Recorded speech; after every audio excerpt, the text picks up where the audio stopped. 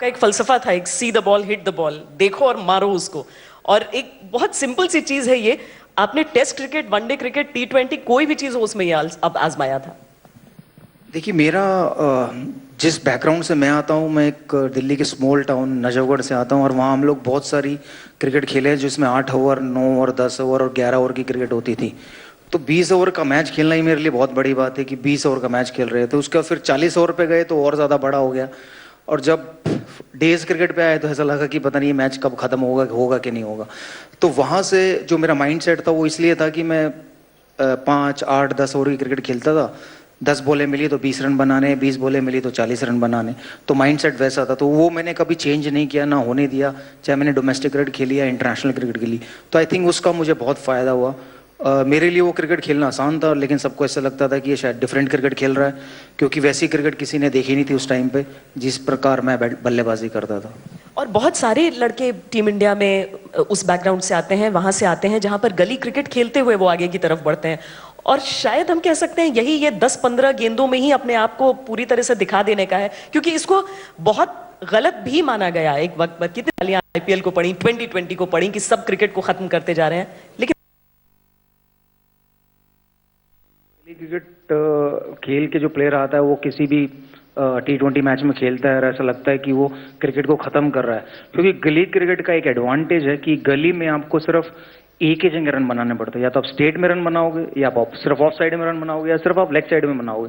तो आप इतने स्ट्रांग हो जाते हो उस एरिया में कि वहाँ जब भी आपको बॉल मिलती है आप 4 या 6 लगा दो। तो शायद वही एक बेनिफिट मिला, चाहे वो मुझे, मैं ज़्यादातर ऑफ साइड में रन बनाने को देखता था, क्योंकि मेरी गली में ऑफ साइड में रन बनाना अलाउड था, लेग साइड में मैं आउट था।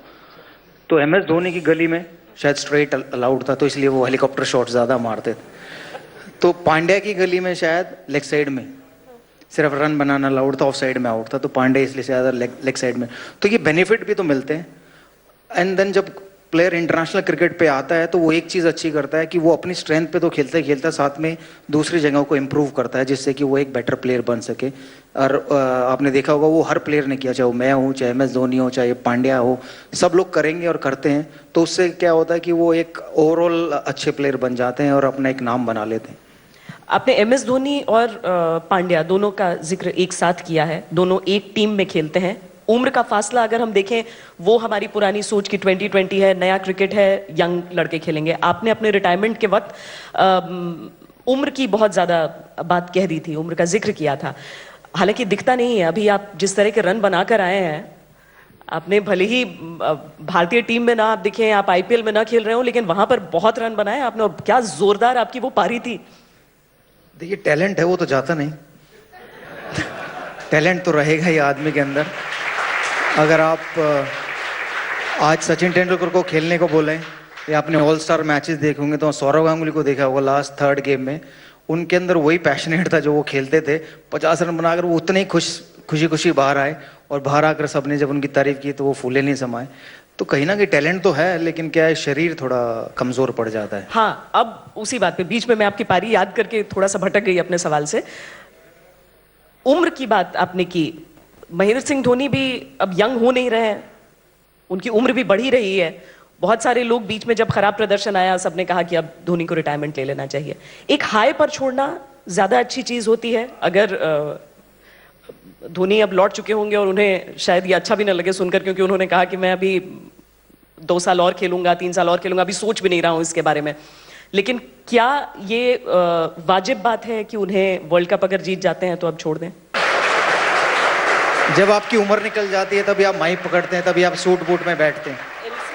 जब मैंने क्रिकेट खेली है तो मुझे नहीं याद कि मैं कब सूट में बैठ के इंटरव्यू दी है। ये वाकई मैं एक टी-शर्ट में आता था, जीन्स में आता था, इंटरव्यू देता था और चला जाता था, परवाह नहीं करता था। लेकिन अब मतलब कहते हैं कि अब दिखना अच्छा चाहिए, माइक हाथ में पकड़ते, सूट बूट होना चाहिए आपके हाथ में, ताकि अब अच्छे लगो, 2-4 इंटरव्यू और आपको मिल जाए शायद, और पैसे कमाने का मौका मिल जाए।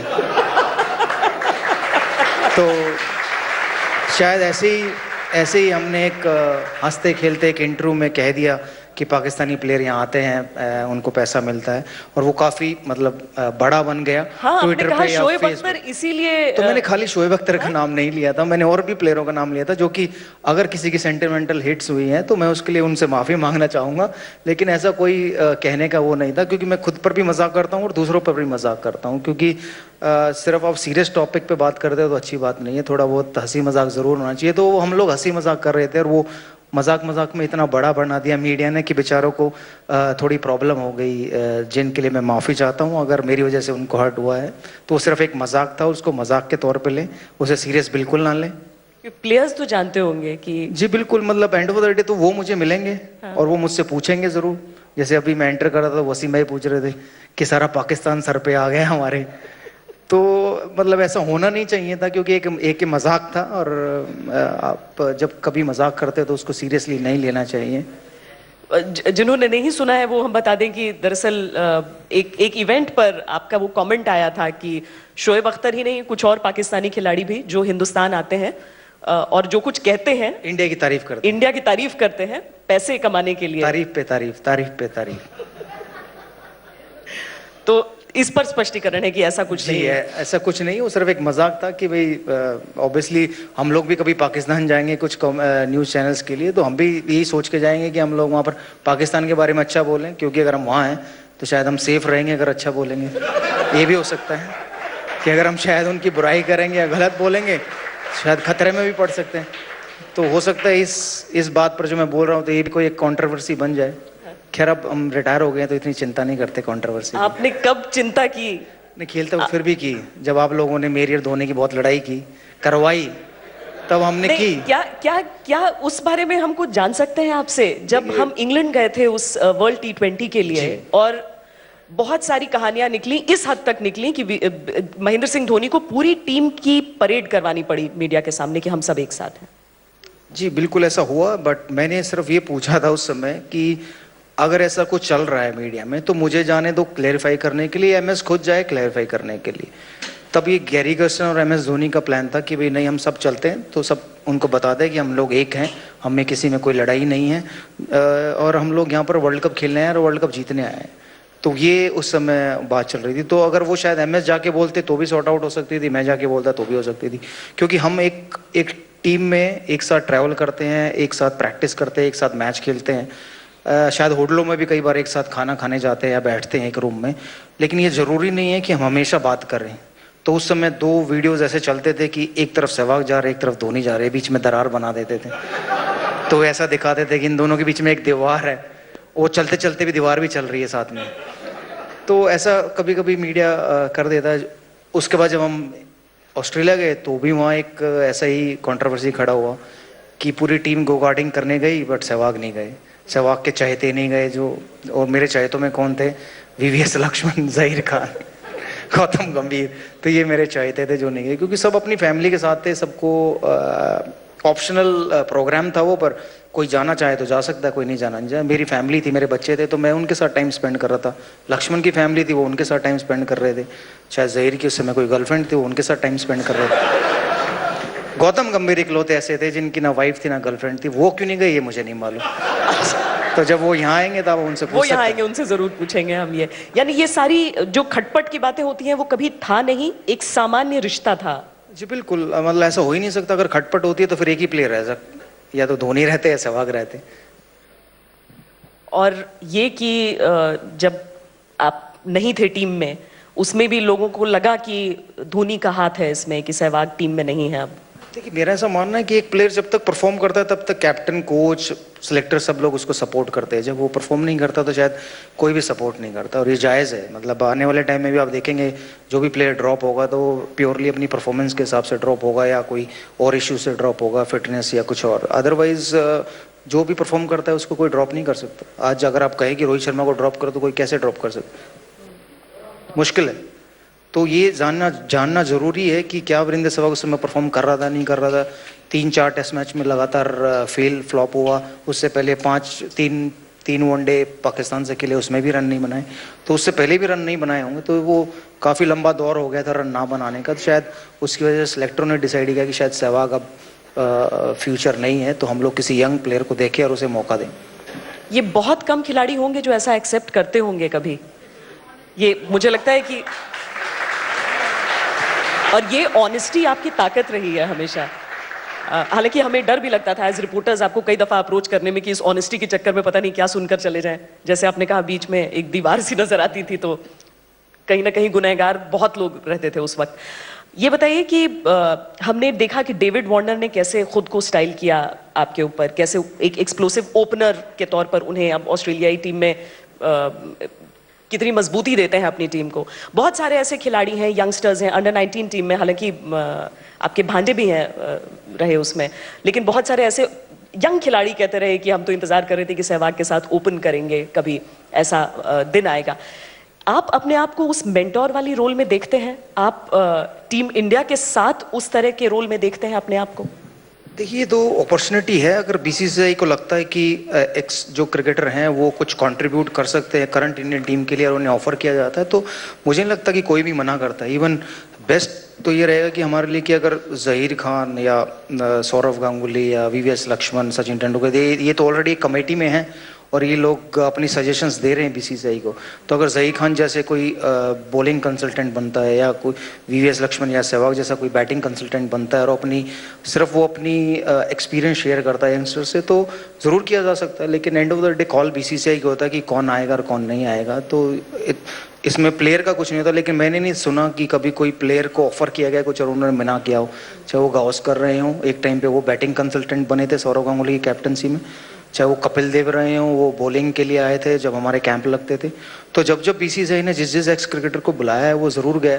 तो अगर ऐसा मौका आज की डेट में हम जैसे प्लेयरों को मिलेगा तो हम भी ज़रूर जाना चाहेंगे, अपना एक्सपीरियंस शेयर करना चाहेंगे और जिसकी भी हेल्प कर सके जैसे भी वो ज़रूर करेंगे। और रही बात उन यंगस्टर्स की जो वीरेंद्र सहवाग के साथ क्रिकेट खेलना चाहते हैं, ओपनिंग करना चाहते हैं, तो वो सहवाग इंटरनेशनल स्कूल आ सकते हैं, वहाँ पर मेरे साथ ओपनिंग कर सकते हैं। मेरे स्कूल में कुछ पढ़ाई सीख सकते हैं मेरे से वहाँ पर मेरे स्कूल में आकर। ये अच्छी नहीं पारी आपकी, हालांकि शुरुआत पहले से हो गई थी। वर्ल्ड T20 की तरफ हम आते हैं। टूर्नामेंट के शुरू होने से जब मैं खेलता था तब नहीं रखता था, लेकिन अब मैं नहीं खेल रहा हूँ, मेरे हाथ में माइक है तो हाँ मैं रख सकता हूँ।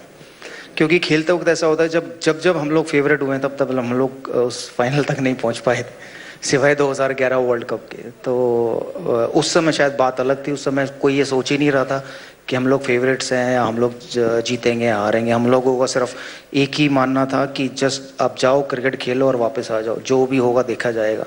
और हम लोग एक भी मैच नहीं हारे। शायद हम लोगों ने एक मैच टाई किया था इंग्लैंड के खिलाफ, बाकी सभी मैच जीते थे। एक मैच हारे थे जो साउथ अफ्रीका से।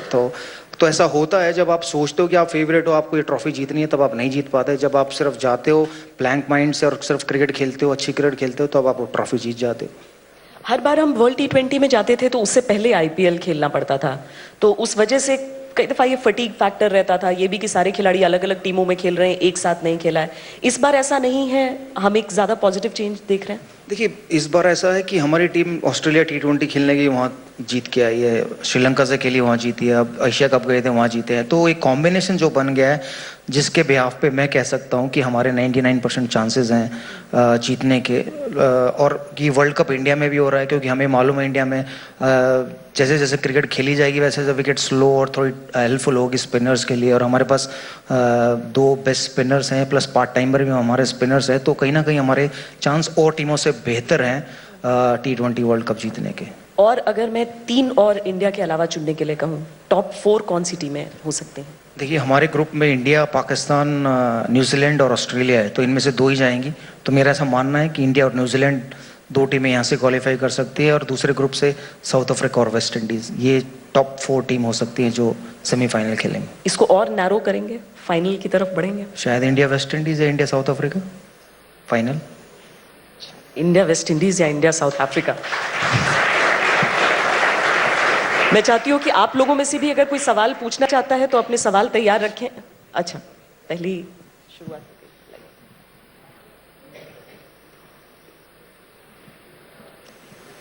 Good afternoon. मेरा क्वेश्चन है, लास्ट 20 इयर्स में इंडिया थ्रेटनिंग पेस बॉलर्स क्यों नहीं ले पा रहा है?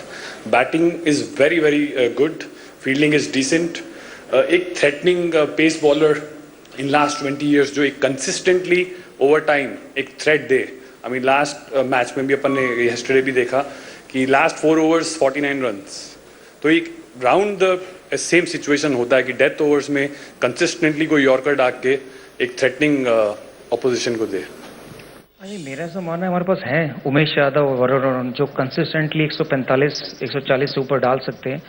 बट रही बात कि क्या वो स्लॉग ओवर में डाल सकते हैं, नहीं, ये एक सेपरेट बात है। इंपॉर्टेंट है कि कैप्टन को समझना चाहिए कि स्लॉग ओवर में कौन सा उसका बेस्ट बॉलर है जो स्लॉग ओवर्स में डाल सकता है, कौन सा उसका बेस्ट बॉलर नहीं है। तो एटलीस्ट आपको लास्ट 4 ओवर में या तो 3 गेंदबाज चाहिए या आपको 2 गेंदबाज चाहिए जो 2-2 ओवर करे। तो ये आइडेंटिफाई करना बहुत ज़रूरी है। तो शायद अभी करंट सिनारियो में बुमराह और आशीष नेहरा 2 ऐसे गेंदबाज हैं जो डाल सकते हैं स्लॉग ओवर्स में। अगर उनके अलावा कोई और डालता है तो शायद 4 में 40 की जगह 4 में 60 भी हो सकते हैं। तो ये भी एक बेनिफिट है। अगर आप सिर्फ 4 में 40 दे दो, आपको मालूम है कि आप बाद में चेज भी कर सकते हो। लेकिन अगर वो 4 में 60 70 हो जाते हैं तो फिर वो टारगेट बड़ा हो जाता है, प्रेशर बढ़ जाता है टीम पर जब वो चेज करने आती है। बट बॉलर्स ऐसी बात नहीं है, हमारे पास बॉलर हैं फास्ट बॉलर, बट अब वो किस वजह से कंसिस्टेंट परफॉर्मेंस नहीं दे पाते, वो एक कारण ज़रूर है, वो एक इशू है। अभी रिसेंटली हम लोग ऑल स्टार के लिए शोएब अख्तर से बात कर रहे थे, तो वो तो एक ही बात कह रहे थे, यार जो फास्ट बॉलर आएगा वो नॉर्थ से आएगा और उसको मीट मांस खाना पड़ेगा तभी वो फास्ट बॉलिंग डाल सकता है। तो ऐसा वो कहता था। तो हम मजाक में उनको कह रहे थे कि हमारे यहाँ बीफ खाना अलाउड नहीं है, तो इसलिए शायद फास्ट बॉलर निकल भी नहीं रहे। और हमारे काफी तो वेजिटेरियंस हैं सिर्फ। अब बदल गया समय, पहले थे श्रीनाथ और कुंबले लक्ष्मण ये वेजिटेरियन थे, लेकिन शायद अब अभी भी उमेश यादव मेरा ख्याल है वेजिटेरियन। मालूम नहीं, मैंने कभी डिनर खाया नहीं उनके साथ। आपने ये भी जिक्र किया कि बॉलर्स किसे चुनना है, कौन बॉलिंग कर रहा है कौन नहीं कर रहा है। धोनी जब ये फैसले लेते हैं तो कई दफा जो टीवी देख रहा होता है उसका दिल मुंह को आ जाता है कि अब पता नहीं क्या होने वाला है। बदला है उन कप्तानी का अंदाज इतने सालों में? नहीं, मुझे ऐसा लगता था कि बीच में जो हम लोग काफी मैचेस हारे वो इसलिए हारे क्योंकि उनके पास कोई ऐसा प्लेयर नहीं था जो उनको जाकर कुछ अच्छे सजेशन दे सके। तो शायद सीनियर प्लेयर का एक यही रोल होता है जब वो टीम में होता है कि वो अपनी थिंकिंग से, अपनी सोच से उसको कैप्टन को जाकर सजेशन दे सकता है, आप ये कर सकते हो, इसको करा सकते हो, ये फील्ड पोजीशन हो सकती है। तो देन उसके बाद कैप्टन डिसाइड करता है कि ये ठीक हो सकता है तो मैं इसको इम्प्लीमेंट करूँ। तो शायद कहीं ना कहीं वो लैकिंग था। तो आई थिंक युवराज सिंह और आशीष नेहरा, हरभजन सिंह के आने से शायद कहीं ना कहीं वो अच्छे सजेशन मिलने लगे होंगे, जिसकी वजह से शायद हमारा चेंज भी हुआ है। और आप उन पे भरोसा कर सकते हो कि हाँ ये जो कह रहे हैं वो शायद सही होगा, हमारी टीम के लिए इस समय डिसीजन लेने में हेल्प मिलती है MS धोनी को। तो कहीं ना कहीं वो रोल जब MS धोनी जाएंगे तो सब लोग यंग होंगे, तो उसमें वो रोल कौन अदा करेगा वो एक सोचने वाली बात है। लेकिन क्या जोगिंदर शर्मा लास्ट ओवर करेंगे ये उनको किसी ने सजेशन दिया था या वो खुद? आई थिंक ऑप्शन नहीं थे क्योंकि जो 5 गेंदबाज थे उसमें से 4 के ओवर पूरे हो गए थे।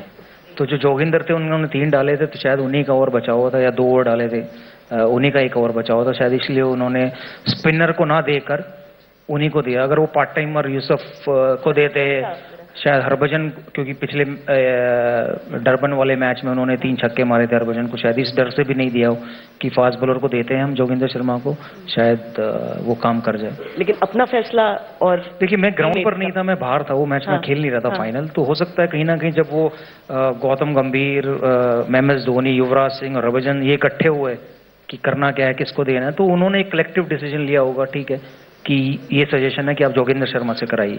तो ये बेनिफिट एक कप्तान को जरूर मिलता है। वरना उनकी कैप्टनसी में आपको बदलाव नहीं दिखता है इतने सालों में? नहीं, वो सरप्राइज तो करते हैं सबको, पहले भी करते थे, अभी भी करते हैं, तो ऐसी बात नहीं। बट उनको सजेशन मिलना इंपॉर्टेंट है, क्योंकि एक आदमी कभी कभी क्या करता है, इतनी क्रिकेट खेलता है तो वो सोच नहीं पाता, उसके अंदर सजेशन शायद खत्म हो जाते हैं, या वो उसको डर लगता है कि इसको डलवाऊंगा तो ये भी पिटाई खाएगा, इसको डलवाऊंगा ये भी पिटाई खाएगा। तो वो जो 2 और साथ में आकर सजेशन देते हैं, नहीं अच्छी गेंदबाजी करेगा, तो शायद कहीं ना कहीं उसमें फिर कैप्टन को कॉन्फिडेंस मिलता है और वो उस बॉलर को करा सकता है। तो ऐसा होता है, हुआ है पास्ट में भी कि बहुत बार हमने देखा कि राइट हैंडर बैटिंग कर रहे हैं और वो सेटर अश्विन ने गेंदबाजी नहीं की, वो 16वें ओवर में आए या 14वें ओवर में आए, तो सिर्फ इस डर से कि अगर अब लगाया तो शायद उसको 2 छक्के या 2 चौके पड़ सकते हैं, तो इसलिए वो लेट होते चले गए। ऐसे ही जब लेफ्ट हैंडर बैटिंग करते तो जडेजा ने कभी कभी गेंदबाजी नहीं की तो वो और पीछे होते चले गए। तो वो डर कैप्टन के मन में रहता है। बट अगर जब आप 2 सीनियर प्लेयर आके बोलते हो कि नहीं ये डाल सकता है, ये कर देगा, तो आप शायद ट्राई कर लेते हो उसे। सहवाग साहब, मेरा नाम फिरोज बख्त है और मैंने इंडियन क्रिकेट को लिटिल मास्टर गावस्कर से लेकर फास्टर मास्टर ने सहवाग तक फॉलो किया है। मेरी एक फीलिंग है सहवाग, वो ये है कि even today you are very good, you can come back. लेकिन कहीं ना कहीं इंडियन क्रिकेट में भी पॉलिटिक्स है। ठीक है, टीम जीत रही है, लेकिन आपके साथ इंसाफ नहीं हुआ। क्योंकि जिस तरह की हिटिंग आपने की है, इंडियन क्रिकेट में किसी ने भी इतनी फास्ट हिटिंग नहीं की, फास्ट स्कोरिंग नहीं की। तो ये नाइंसाफी आपके साथ है क्यों? युवराज भी वापस आ गए, हरभजन भी वापस आ गए, आपको मौका क्यों नहीं दिया गया? ये आपका सवाल है या आपकी राय है? दोनों समझ लीजिए। आई थिंक मेरा ऐसा मानना है कि जब तक उन्हें कम बैक हुई, मैंने रिटायरमेंट अनाउंस कर दी। तो शायद अगर मैं रिटायरमेंट अनाउंस नहीं करता तो सिलेक्टर वेट कर रहे होते कि हम उसको ले सकते हैं। You are very humble. Thank you. इस वर्ल्ड T20 में हम पिछले 3 सीरीज के प्रदर्शन को अगर टीम इंडिया के आधार लें, इस वर्ल्ड T20 में टीम इंडिया को सबसे बड़ा किस चीज से, क्या हम समझ सकते हैं कि टीम इंडिया हो सकता है इतना जीतने के बाद कंप्लेसेंट हो सके, या फिर हम ये माने कि मोमेंटम है और उस मोमेंटम को कैरी करेंगे? किस चीज से डरना होगा टीम इंडिया को? आई थिंक मुझे जो लगता है डरना होगा सिर्फ और सिर्फ प्लेयर की फिटनेस हो सकती है, फटीग हो सकता है। अदरवाइज परफॉर्मेंस तो ऊपर नीचे जरूर होगी। अगर कोहली रन बना रहे हैं तो शायद वो नहीं बनाएंगे, लेकिन दूसरे प्लेयर बनाएंगे। दूसरे प्लेयर बना रहे तो कोई और बनाएगा। 6 बैट्समैनों में 2 प्लेयर तो जरूर रन बनाएंगे।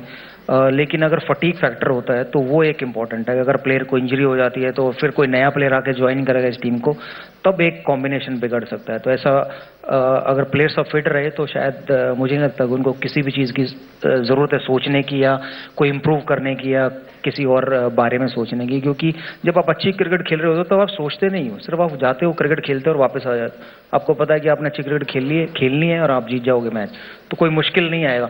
लेकिन उस 11 में से अगर एक भी खिलाड़ी इंजर्ड होता है और वो बाहर होता है तो फिर बहुत इशू आ सकते हैं, बहुत प्रॉब्लम आ सकती है भारतीय टीम के लिए।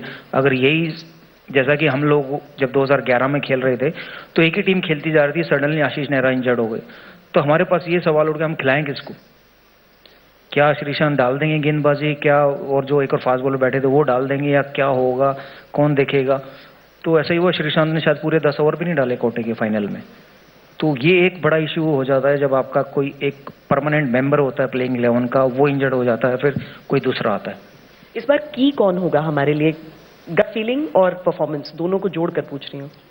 आई थिंक मेरे हिसाब से टॉप 3 बैट्समैन और हमारे स्पिनर्स, ये हाँ, ये की हो सकते हैं। क्योंकि जिस भी ग्राउंड पर खेलेंगे वहाँ पर मुझे ऐसा लगता है कि अब समर स्टार्ट होंगे इंडिया में, थोड़ा विकेट खेलते खेलते स्लो हो जाएंगे, हेल्प मिलेगी स्पिनर्स को, तो वो एक की फैक्टर। क्योंकि इंडिया में आप जितनी मर्जी तेज गेंदबाजी करें, आप 4 में 40 तो देंगे ही देंगे।